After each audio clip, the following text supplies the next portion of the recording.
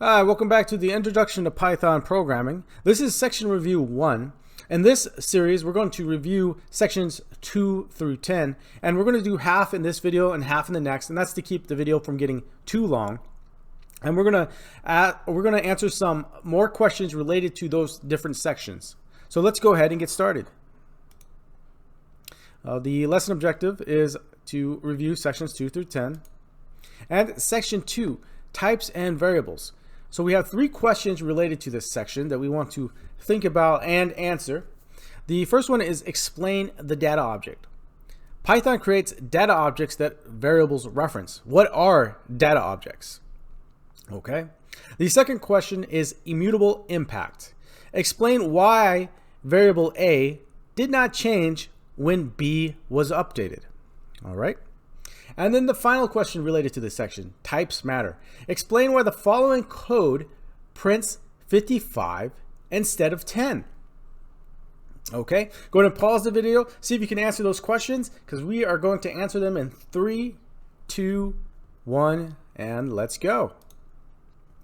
So answers, explain the data object. Python objects are chunks of data that contain the type, ID, value, and reference count. They are created whenever you create data in Python, okay? So data objects are these objects that are kind of in the background that Python are creating and dismissing on the programmer's behalf without the programmer having to worry about it. However, you do want to be aware of what they are and how they work, because that will make you a much better programmer when interacting with your data as you program through something. Next question, immutable impact. The integer type is immutable. When B was updated, a new data object was created. A does not reference the new data object. So once we updated B, Python created a new data object for B to reference. A references some other data object, and B now references a new independent data object. And of course, that's why they're not sharing data values. They are essentially looking at different values contained within different objects. All right, types matter. A and B are the string type, so they're not the integer type. They're in double quotes, which would make them a string. Because of this, the addition operator concatenates the data together, or mashes it together. It's another way to put it. Had they been integer or float type, a 10 would have been printed out. So again, that is the data type impacting how Python treats those operators. Because Python understands that it's a string, it's not going to add those numbers together in the mathematical sense. It's going to concatenate them together. Now, had they been actual numbers, then it would have added them together in the mathematical sense. Okay, I hope you got those ones right. Let's go ahead and move on to section 3. All right, section 3, numerical data questions. The modulus operator. This is question 1. What does the modulus operator do?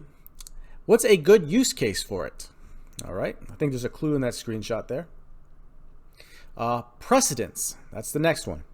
What is a quick and fast way to enforce precedence in most programming languages? Now, something to keep in mind here is that programming languages don't always have the same precedence when it comes to mathematical equations. But there is a way that is common to most, if not all, programming languages where you can enforce your own precedence, and the precedence of the language doesn't necessarily matter as much. So think about that. And then the next question, typecasting. What is typecasting? What happens if you typecast to a lower precision? For example, we take a decimal number, which is a float, and force it into an integer. So we say we want 2.25, which is a float, to be an integer. What number would that become? So what happens to that extra data? All right, go ahead and think about those and see if you can get an answer, because we're going to go over the answers in 3, 2, 1. Let's go. Answers. The modulus operator. The modulus operator returns the remainder. It has popular use cases on determining odd or even numbers. So you see that 10, 10, 10. One thing you could use that for is to create a striped layout on a data sheet. You know how you have like a gray background, a white background, and it interchanges? I've seen examples of people using the modulus operator in a programming language to create that background layout. So that's just one example of when you could use such an operator. And then precedence. Many languages have specific rules of precedence that may vary by language. However, a quick and easy way is to use parentheses to control precedence. So you can see how parentheses were added to the equation shown on the previous slide to make it more clear what needs to happen first. Okay, and then typecasting. Typecasting changes a data object's type from one to another. Casting to a lower precision causes additional data to be truncated. So in that previous example, we're asked what would happen if we change 2.25 into an integer. That 2.25 becomes a 2. So what happened to that 0.25? Well, we lost it. It was truncated. It went away, and we would not be able to recover it. Okay, so that completes section 3. Let's go into section 4. Here we are. Almighty if. Questions. Code examination. What does the above code print out? Why? Okay, so it's a simple if statement there. Shouldn't be too difficult. What's the next one? Code cleanup. What could you implement to make the code above cleaner and easier to read? That does look like a messy if statement there. There's probably a better way to do that. And then question 3. Define the truth. List the items that Python would consider false and not true. And in the example, we have A being equal to an empty list. You think Python would consider that true or false? Okay, so take a moment, pause the video, think about the answers. We are going to go over the answers in 3, 2, 1, let's go. Okay, code examination. Python truthiness causes any value above 0 to be considered true. The string hello converts to a bool value of 1. Okay, so let's remove that not completely from that statement for a minute. So it said if bool hello print false print true, then it would print false because even though we're printing false, it's in the true block. So it would say if bool hello, it would print false. But because we have that not keyword in there, that reverses it. So it would now say if not bool hello, and then it would print true, even though the true is in the false block. So it's definitely something to pay attention to. Even with simple if statements, when those terms get reversed, can you still follow that flow? You definitely want to be able to, because that really sets you apart from the novices. So in it says the not keyword reverses the value, true will print out. And of course, if you're having any difficulty at all understanding what's going on there, be sure to just type it out in PyCharm and run it yourself and take a look at it and make sure you understand it. All right, code cleanup. We can use the in operator to shorten the evaluation. Okay, so now we have A equal to a list, and we just ask if Z is in A, print found, else print loss. So that is much easier to read, and it's much easier to tell immediately what is going on there. So that's definitely a code cleanup example right there. And something to keep in mind with that stuff is, yes, we could have done it the other way. Both ways would work. However, one is much easier to maintain as well as read. And finally, define the truth. Python automatically assumes that the above is equivalent to false. So Boolean is false, null is false, 0 integer, 0 float, empty string, empty list, empty tuple. Pretty much the things that you would consider to be false are false. So if you had things that you might consider to be true or false and you're not sure, be sure to put it in an if statement, run it, and make sure that it makes sense to you. But for example, to me, an empty list being considered false makes sense to me because there's nothing there. All right, let's move on to section 5. This will be the last section for this video, and we'll do the remainder in the next video. So section 5, strings of test. Questions. Substring extraction. Write a line of code that prints out Jingleheimer from the name variable. Okay, so all we have to do is we have to write a line of code that would pull out that Jingleheimer substring from the main string.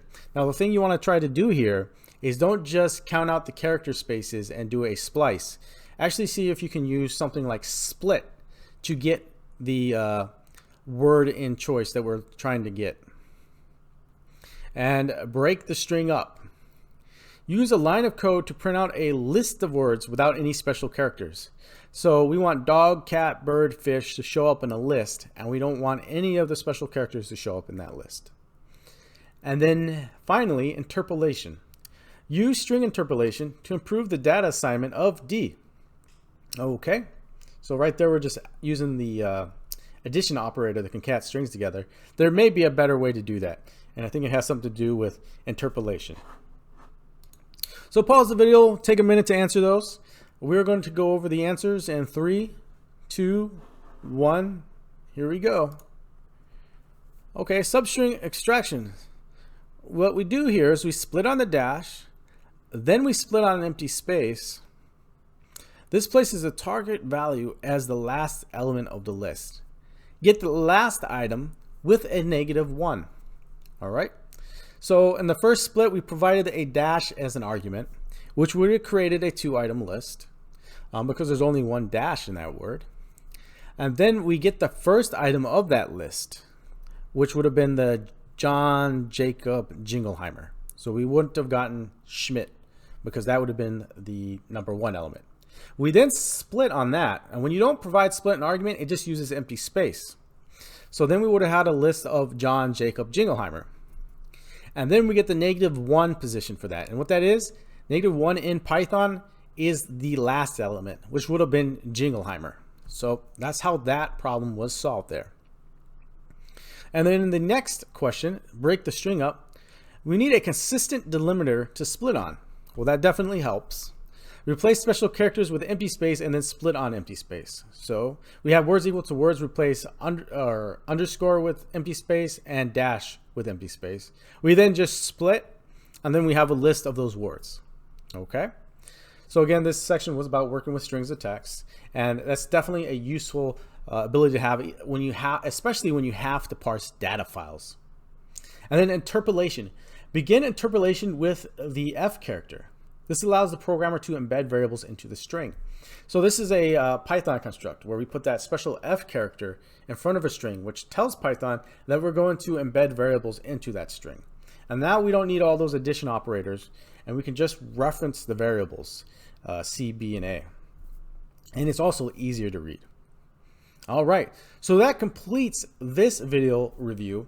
And the next review, or in the next video review, we're going to go over the remaining sections. So I hope you enjoyed this video, and I hope to see you in the next one. Thank you.